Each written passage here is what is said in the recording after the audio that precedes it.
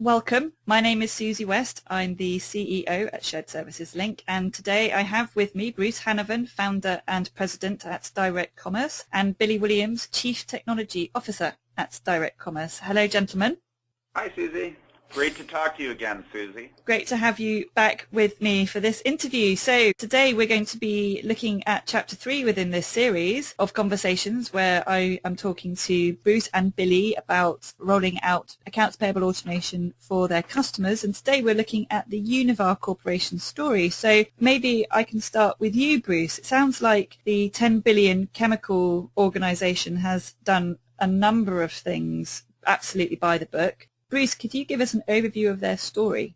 Sure, thanks, Susie. So Univar is North America's largest chemical distributor. They distribute chemicals around North America via rail and ship and truck and other methods. They have offices all around the continent, and so needed to have a way to communicate between all these different offices and people distributed around the country. And their processes in the accounts payable area were predominantly paper-based, so they needed to move to a centralized process for their invoicing, but yet have distributed approvals, distributed views of all of the transactions that were occurring globally for the company. So they had attempted a variety of internal processes which had not resulted in cost reductions or ease of access to this information, and came to us to provide those solutions. So Direct Commerce deployed its workflow and electronic invoicing solutions and automated all of their offices around the country, as well as integrating with a variety of imaging and back-end ERP systems. And that system has been in place with Univar now for about a decade. Well, that's great. Billy, sounds like this program has been particularly successful. Sounds like they've got great loyalty to Direct Commerce, having been a customer of yours for 10 years. And it sounds like they've been doing electronic invoicing and workflow. I understand they've also been doing scanning. Could you just talk to us a little bit about what their kind of short, mid, and long-term plans have been about the two approaches with e-invoicing and scanning? Sure, Susie. I think that's a great question. I think in the short term, Univar is a distributor, and many of their vendors are also their customers. And so because of that, they take a very careful approach to vendors, and therefore they started out with a scanning solution in which they would not have to go out and do much interaction with the supplier and ask the suppliers to change their behavior. So I think in the short term, Univar's strategy was to go out, implement a scanning and data entry solution into which those invoices are fed into the Direct Commerce workflow and routing and 2- and 3-way matching and all of that great stuff that we do within our workflow engine. However, as part of a longer-term solution, Univar does realize that when you receive paper, you receive problems, and therefore they do have a continued push to move those suppliers from the paper-based process over to a fully electronic process.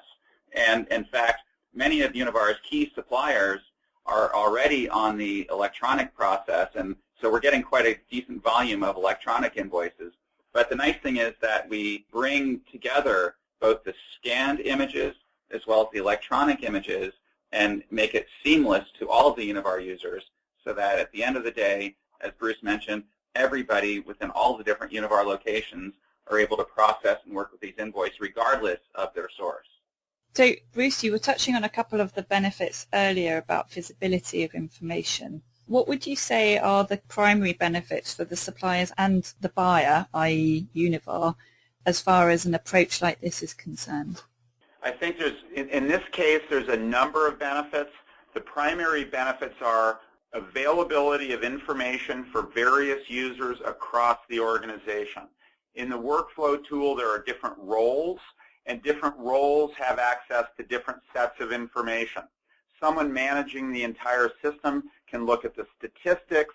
They can look at how long it takes for approvals to get done. They can look at days outstanding or aging on invoices. There's lots of data that they can look at from a system standpoint. From a daily operations standpoint, though, users can look and answer vendor questions like, when am I going to get paid? Or did you receive my invoice? Or why was that invoice paid less than its full amount? all of this information is easily available not only to the vendors on the portal, but to internal users around the country. Sounds very positive indeed. Thank you very much, and please make sure that you join us next week for the fourth and final chapter in this series, where I'll be interviewing Billy and Bruce and talking to them specifically about the Merck and Company story. Many thanks and goodbye.